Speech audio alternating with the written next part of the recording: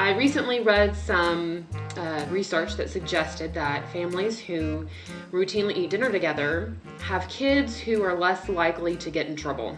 They generally produce children who are better citizens of society. We as a family started doing family dinners very early on. It's definitely something that I want to carry through my daughter's adolescence up until she leaves for college, and she will go to college. Let's look at it the other way. They can't hurt. Growing up, family dinners was sort of a mandatory thing. There was my mother and the two of us, and she worked. When she came home, there was a dinner made, sometimes by her, sometimes by me, and we sat around that table, and you all sat at the table, and nobody lifted a fork until everybody was there. If you've ever been at a dinner table where there are Korean people, typically it's really quiet because everybody's eating and there's not a lot of conversation going on.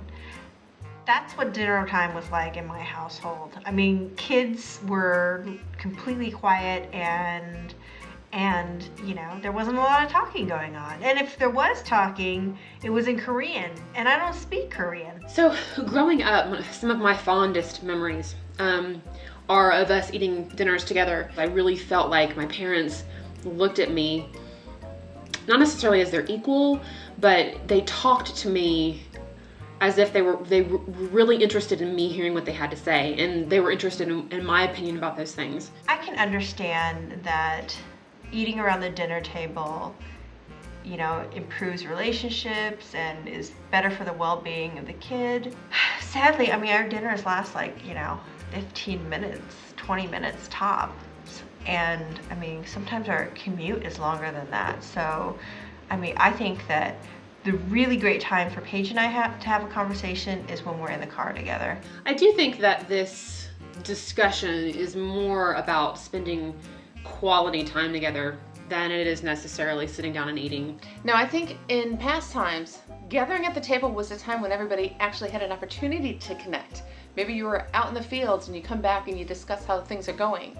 Maybe, you know, you had to walk 10 miles to school, you just come back and, you know, hey dude, I really need shoes, it's rocky out there. There were less opportunities to connect during the day. Well, now, in the digital age, we might be in contact 6, 7, 8 times a day.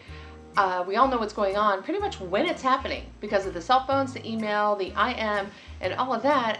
You know, we're really well connected. So it's almost sometimes like when we sit down, it's like, I got nothing. I got nothing more to say. I said it all day long. Something that I really value that my family gave me was that they wanted to spend time with me, and I really felt that from them, and that's what I want my daughter to feel.